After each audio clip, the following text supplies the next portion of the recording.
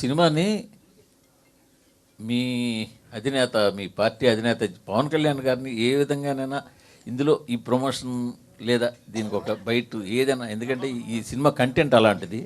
ఇప్పుడు ఆయన కూడా సనాతని అని పేరు, సనాతన సేన అని పెట్టుకున్నారు కాబట్టి అలాంటి ఆయనతో ఒక్క చిన్నది ఏదైనా చేయగలిగితే దాని ఇంపాక్ట్ చాలా ఎక్కువ ఉంటుంది అనిపిస్తుంది.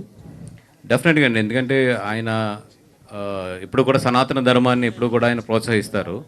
డెఫినెట్గా నాకు తెలిసి ఈ సినిమా గురించి ఆల్రెడీ ఆయనకి తెలుసు అనుకుంటున్నాను. ఒకవేళ నాకు ఏమాత్రం అవకాశం దొరికినా కూడా ఆయనతో ఇట్లా నేను తెలుగులో ఇది అనువాదం చేస్తున్నానని చెప్పి డెఫినెట్గా ఈ సినిమా చూపిస్తానికి నేను ట్రై చేస్తాను. వాసు గారు, ఇది మన దగ్గర పరిస్థితి ఏంటంటే ప్రతి చిన్న సినిమా కూడా 4-5 లాంగ్వేజెస్ వేసేసి మనం పాన్ ఇండియాకి రెడీ అయిపోతాం.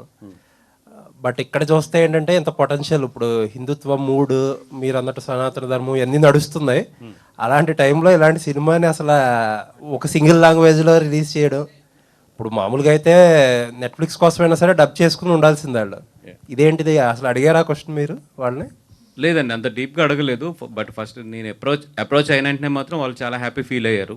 ఫీల్ అయ్యి, లేదు ఆస్కర్ ఒకవేళ మీరు గీతార్స్ నుంచి చేస్తాను అంటే మాత్రం అన్కండిషనల్గా మీరే డబ్ చేయించండి, మీరే మొత్తం చూసుకొని రిలీజ్ చేయండి. రిలీజ్ చేసిన తర్వాత వచ్చిన దాంట్లో definitely we will share the economics అని చెప్పి without any conditions they are giving it to me as of now. And